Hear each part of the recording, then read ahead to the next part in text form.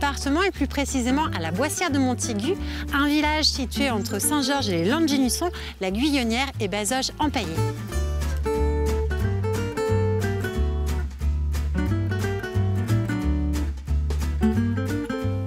Commune rurale, la Boissière dispose de nombreuses terres agricoles entourées d'un écrin bocager essentiellement composé de haies mais aussi de bois.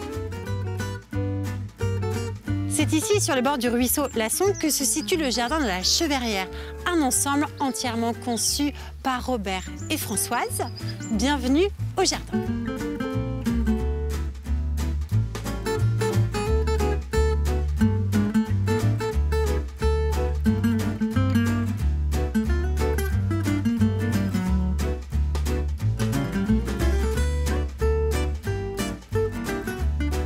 Merci de nous recevoir, Robert, à la Boissière, dans votre jardin. Alors, quelle est la particularité de ce jardin? En fait, l'idée du jardin, c'était de faire redécouvrir en fait, les plantes sauvages qui poussent dans nos régions d'abord et qui ont toutes des pouvoirs médicinaux, aromatiques et comestibles. C'était le but prioritaire au départ. Après, ça s'est élargi un petit peu parce qu'il y a toujours des plantes que les gens nous donnent, qui viennent un peu d'ailleurs, mais c'était quand même de conserver ces plantes sauvages et qu'on ne connaît pas toujours. D'ailleurs, même moi personnellement, je les ai toutes détruites toute ma vie. J'étais agriculteur et c'était que des mauvaises herbes. Et maintenant, c'est devenu de bonnes herbes pour certaines. De quand date ce jardin? Il date de l'année 2001 à peu près. Donc ça fait presque 24 ans, 25 ans. C'était une activité de retraité.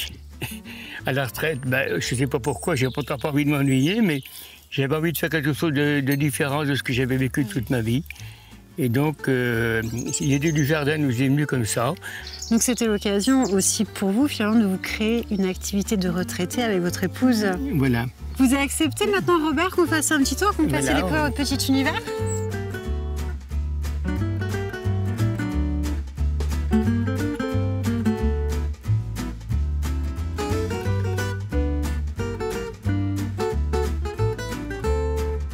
Là, on a donc la sauge. Vous savez que c'est une très bonne plante parce qu'il y a un dicton qui dit qu'il y a de la sauge dans son jardin, n'a plus besoin de médecin. Et alors, est-ce que c'est vrai? Parce que maintenant, avec plus de 20 ans d'expérience... On ne l'utilise pas trop. Vous ne l'utilisez pas trop? Non, parce que sans doute qu'on n'a pas de problème. Ça doit être pour ça. C'est exactement pour ça. De toute façon, le jardin entretient, ça, on le sait. Voilà. Et cet arbre, alors? Le ginkgo biloba, pour moi, c'est vraiment l'arbre de la vie parce que c'est un arbre qui a résisté à toutes les pollutions, entre autres à la bombe d'Hiroshima. Et puis on dit aussi que toutes ces feuilles utilisées en poudre ou en infusion sont très bonnes pour la mémoire et contre la sénilité. Donc en fait, c'est un anti-vieillissement, quoi. Et justement, c'est intéressant de voir cette rangée parce qu'en fait, on voit ce très bel arbre, on voit des arbustes, on voit des plantes, on voit des arbres. Dès le départ, vous souhaitiez mélanger tout ceci? Les plantes, on les avait mis un peu par ordre alphabétique. D'accord. Mais en premier temps, pour pouvoir se rappeler quand même. Et puis après, on s'est dit, non, il faut peut-être les mettre par propriété. Alors après, on les a un peu déplacés. On a mis les plantes qui étaient plus spécialisées en digestion, d'autres en épaules pulmonaires, enfin, ainsi de suite. Là, on les a déplacés. Mais l'idée, non, c'était pas de mettre des... On n'a pas l'idée de mettre des arbres, en fait. C'était d'abord les plantes. Et le fond du jardin, on a mis les arbres plutôt au fond parce qu'il y a plus de terre. Bien sûr. Donc, pour éviter l'arrosage, on les a mis là-bas. Mais c'est quand même, votre aventure est quand même très intéressante, Robert, parce qu'il faut remonter 20 ans en arrière. Aujourd'hui, ma foi, quand on parle de plantes médicinales ou d'herbes aromatiques, plusieurs personnes font ça aujourd'hui. Mais il y a 20 ans, les gens ont dû vous prendre... oui, mais vous avez dû surprendre. Dès le départ, il y a eu un impact parce qu'on faisait partie de l'association des jardiniers, comment ça s'appelle, les jardiniers de France. Oui. C'est une association nationale. On avait adhéré et déjà, ils avaient proposé aux jardiniers d'ouvrir leur jardin. On a commencé déjà à ouvrir notre jardin à ce moment-là. Et on a eu des visites très rapidement, des groupes et des enfants. Il était moins ouvert qu'aujourd'hui, mais on a eu quand même beaucoup de visites dès le départ. Voilà. On descend jusqu'en bas, Robert? Moi, je vous suis. Voilà, la pulmonaire, on dit que c'est une plante qui est très bonne pour les poumons, parce que les feuilles, elles sont comme nos poumons malades. Elles sont toutes tachetées. Elles sont tachetées de vert et de blanc. Et il dit que quand nos poumons sont malades, ils sont comme ça. Est-ce que vous transformez vos plantes? Ah bon, on transforme une partie. Le ginkgo biloba, on récolte les feuilles, on les fait sécher, on les réduit en poudre et tous les matins je reprends une dose. Ainsi que la prêle. Et puis la prêle, c'est le chêne grec, enfin, je prends 4 ou 5 plantes, l'ortie évidemment. L'ortie, c'est très important, l'ortie, parce que... Ouais, surtout quand on vous voit aujourd'hui, Robert, parce que c'est pas tout. D'avoir créé ce jardin, il faut aussi l'entretenir. C'est du temps. Il y a un peu d'entretien, oui. Beaucoup d'entretien, même. Parce que c'est vrai que la tonte, c'est quand même presque tous les 10 jours, en gros, dans l'herbe. Pour les visites d'aujourd'hui, il fallait dire que c'est à peu près. Mais je pense qu'il y en a qui trouvent qu'il faudrait qu'ils soient encore un peu plus sauvages. Mais c'est un peu compliqué, parce que, voilà, on laisse des pissenlits, par exemple. Mais bon, pour les visiteurs, ils aiment bien aussi voir la plante, quoi. Il y a ça aussi. On ne peut pas laisser tout sauvage, quoi. Pour vous, la plante la plus magique de jardin, on a vu la pulmonaire, on a vu la sauge. Est-ce qu'il y en a une qui, pour vous, c'était une vraie découverte? C'est une tradition dans Vendée, c'est la chardonnette. Alors, la chardonnette, qui est une plante qui sert dont les fleurs servent à faire cailler le lait, donc à faire les caillebottes. Ben oui, mais c'est une plante qu'on trouve très peu aujourd'hui dans les jardins. Il y en a très peu. En fait, c'est de la famille de l'artichaut, c'est celle-là. Ben oui. Hein, la chardonnette. Parce que c'est vrai qu'aujourd'hui, la plupart des gens qui font des caillebottes vont mettre de la présure. Voilà, alors que nous, on fait la chardonnette depuis tout le temps. Donc c'est vraiment une tradition, c'est un peu plus compliqué, ça n'a pas du tout le même goût qu'avec la présure, c'est différent. C'est pas du tout le même goût, vous me dites. Non, c'est différent. Oui. Alors la chardonnette, c'est donc cette plante, c'est la même là-bas. Hein, qu'on a là-bas. Qu'on a là-bas, que j'ai laissé pousser l'an dernier, donc on récolte que là. Je ne sais plus comment on appelle ça, les fleurs bleues, en fait, quand elles sont sèches. Voilà. Et puis après, on met dans le lait. On met dans le lait. Enfin, là, du coup, François pourra vous expliquer un peu plus, c'est elle qui fait ça. Combien de plantes en tout et pour tout sur ce jardin? 150. Moi, j'aurais une dernière question à vous poser, Robert. Aujourd'hui, le jardin a plus de 20 ans. Oui. On a bien entendu dès le départ, vous étiez agriculteur. Vous avez arraché la mauvaise herbe et autres. Quel regard vous avez sur ces 20 années écoulées? Est-ce que vous avez complètement changé votre philosophie, votre regard sur la nature? Ça m'embête de répondre ça, mais je dis j'ai pas trop changé. J'ai pas trop changé, pourquoi? Parce que, c'est peut-être malheureux à dire, mais ce progrès, enfin qu'on appelait le progrès avec la mécanique, des fois un peu de pesticides, ça a quand même permis de réduire la pénibilité du travail. Bien sûr. Alors, c'est pour ça que je n'ose pas trop renier tout ça, parce que personnellement, j'en ai profité, ma famille aussi. Et donc, on a utilisé relativement peu de pesticides, on a quand même utilisé. Bien sûr. Robert, est-ce que vous croyez maintenant que Françoise accepterait de nous rencontrer? Je vous montre une autre plante avant? Oui, avec plaisir. Voilà, c'est une plante qu'on aime bien montrer aux enfants. Souvent, ils ont de beaux souvenirs quand ils sont pas sur le jardin, c'est la saponaire. La saponaire, donc c'est la plante qui fait le savon. Et celle-là, on l'a trouvée un peu par hasard d'ailleurs. Hein.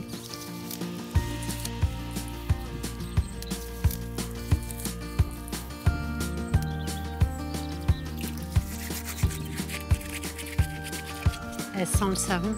Voilà. Ouais. Voilà, elle savonne et donc ça donne une mousse complètement verte qui nettoie bien les mains. Hein. C'est un peu tout ça. Est-ce que vous croyez maintenant que Françoise accepterait de nous parler? Ah ben, il y a plein de choses. On va essayer de la chercher. Je vous suis. Voilà.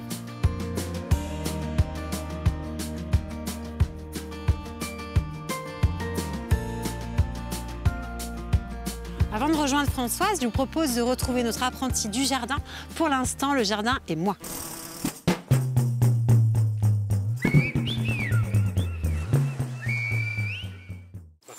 Lors d'un aménagement de vos jardins, il existe plusieurs solutions pour remplir un massif. Le choix entre une plante couvre-sol et un paillage minéral dépend souvent de ce que vous cherchez à accomplir dans votre jardin. Les plantes couvre-sol ont des avantages qui peuvent convaincre les personnes d'en mettre, car elles apportent de la couleur et de la texture à votre jardin. Elles sont également intéressantes pour le côté biodiversité en offrant un habitat pour les insectes et autres petits animaux. Elles aident aussi à stabiliser le sol et à prévenir l'érosion grâce aux racines. Elles sont également intéressantes pour le côté biodiversité en offrant un habitat aux petits animaux et aux insectes. Mais elles ont également deux gros inconvénients. Elles demandent un entretien régulier pour ne pas qu'elles soient envahissantes et elles peuvent poser problème pour la pousse des autres végétaux car elles sont en compétition avec les nutriments et l'eau. Une autre solution pour remplir un massif est le paillage minéral. Le paillage minéral peut être opté par les personnes grâce à leur avantage. Contrairement aux plantes couvre-sol, le paillage minéral ne nécessite aucun entretien. Aujourd'hui, ce type de paillage est de moins en moins utilisé du fait qu'il augmente la température du sol, ce qui peut être défavorable pour certaines plantes. Pour moi, si je devais choisir, je choisirais plutôt des plantes couvre-sol, car c'est la meilleure solution au niveau écologique. Elles améliorent le sol, ce qui peut être bénéfique pour les autres plantes. Je préfère aussi les plantes couvre-sol pour leur côté esthétique, car elles apportent une couleur et une forme à leur jardin.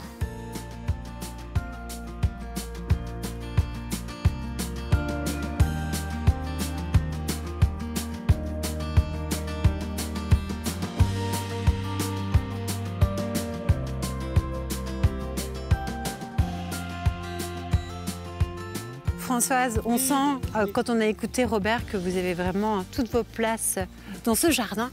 Vous, quel était votre objectif dès le départ? Bon, alors déjà, moi, les plantes, ça m'a toujours intéressé. Donc, c'est comme ça que j'ai travaillé sur les panneaux, que j'ai construit les panneaux et qu'on a chaque plante qui est répertoriée. Quand on discute, on se dit qu'en fait, c'est aussi un des intérêts de ce jardin. Parce qu'on a vu souvent des gens qui disaient « Mais oui, effectivement, ma grand-mère, elle faisait ça. Bien sûr qu'elle faisait les caillebottes avec la chardonnette, quoi. » Bien sûr. Donc, et puis on en voit aussi qu'avec leur appareil photo, prennent le texte en photo pour avoir un souvenir sans doute. Donc pour moi on a bien fait de faire ça. Bien sûr, vous avez bien fait. Et c'est intéressant, c'est très intéressant quand vous dites que ça provoque le dialogue, les échanges, la discussion entre les gens, parce que le jardin, Françoise, c'est un lieu de rencontre. Retrouvons désormais Olivier pour une histoire de jardin.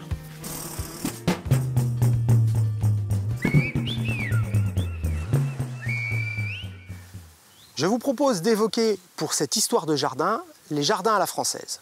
Les jardins à la française, c'est une expression qui devrait être réservée à des jardins fondés sur la perspective longue, certes, mais conçus à partir de 1870 jusqu'aux années 1920-1930. C'est une réinterprétation des jardins réguliers classiques à la le nôtre, pour faire simple. Pourquoi un regain des jardins à la française à la fin du XIXe siècle? Nous sommes dans un contexte d'exacerbation des nationalismes à l'issue de la guerre entre la France et la Prusse, 1870-1871. Et les propriétaires puisent dans l'histoire nationale, dans le bon goût français, une certaine inspiration. Les propriétaires veulent aussi réaménager le lien entre l'architecture et les abords et se distinguer de ces grands parcs paysagers qui ont pullulé au XIXe siècle. Les jardins à la française sont relativement rares en province et en Vendée, il n'y en aurait peut-être qu'un. C'est le Bois Corbeau à Saint-Hilaire-de-Loulay, où, d'après cette carte postale du début du XXe siècle, on peut voir une perspective ralentie, imaginée et mise en œuvre avec un parterre un peu savant, qui crée une illusion d'optique qui rapproche visuellement les lointains de l'observateur.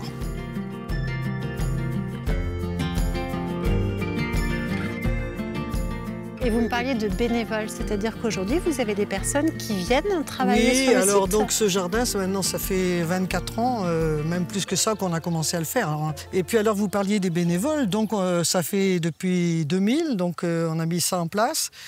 Et Robert disait, je vieillis, à 80 ans j'arrête quoi. Et quand la porte ouverte où il a commencé à dire ça, les gens ils ont dit non, arrête. Ça n'existe pas, un jardin comme ça, il ne peut pas s'arrêter. Ils ont raison. Alors il a dit, bon alors qu'est-ce que vous avez comme solution? On peut avoir une équipe qui vienne vous soutenir et donc au mois de décembre suivant, au mois de janvier, on a réuni tous ces gens qui parlaient comme ça autour de nous et puis voilà, ça s'est organisé comme ça. Et l'aventure continue. Et l'aventure continue et on continue à faire les portes ouvertes aussi au mois de juin. Donc on a, en même temps que la porte ouverte, on fait un... Si je peux marché de producteurs et marché de producteurs locaux. Ah oui, donc là, c'est pas un petit événement, là, ça là, c'est un gros événement, donc ça demande, on installe des stands, là, ils installent des stands tout le tour, là. Écoutez, moi, ce que je trouve génial, Françoise, c'est que votre idée, qui a germé il y a une grosse vingtaine d'années, aujourd'hui, elle a grandi, s'épanouit. Vous êtes en train aujourd'hui de l'enrichir aussi avec les bénévoles, peut-être même de la transmettre. Qu'est-ce qu'on peut vous souhaiter désormais pour ces prochaines années? Écoutez, d'abord la santé. Je trouve que notre projet, c'est que tant qu'on aura la santé, eh bien, on continue. Mais on sait que ça peut s'arrêter du jour au lendemain. Je fais pas mal d'infusions avec différentes plantes. Donc la santé est bonne. Oui, ça va pour l'instant, ça va. Puis faut dire aussi, peut-être, faut qu'on rende un hommage aussi à nos enfants, au moins les 2 aînés, qui ont toujours aussi été des passionnés de jardin, de plantes. Oui, ça nous aide de voir que nos enfants, ils sont partie prenante. Bien quoi. sûr. Et tous, je veux dire, on a surtout les 2 aînés, mais les 2 autres aussi, quoi. Donc voilà, notre souhait, effectivement, c'est de rester encore en bonne santé pendant un moment. Et puis que derrière, s'il y a quelqu'un qui est intéressé, puisse continuer à faire vivre cet espace différemment de ce qu'on leur a fait, puisque la transmission, c'est ça. Il faut accepter que les choses soient différentes de ce que tu as fait. En tout cas, merci beaucoup Françoise. Et puis peut-être qu'on pourra revenir un jour, vous voir, en tout cas voir l'évolution du jardin. Merci beaucoup. Il faudra venir quand vous voulez. Merci. Au revoir. Au revoir.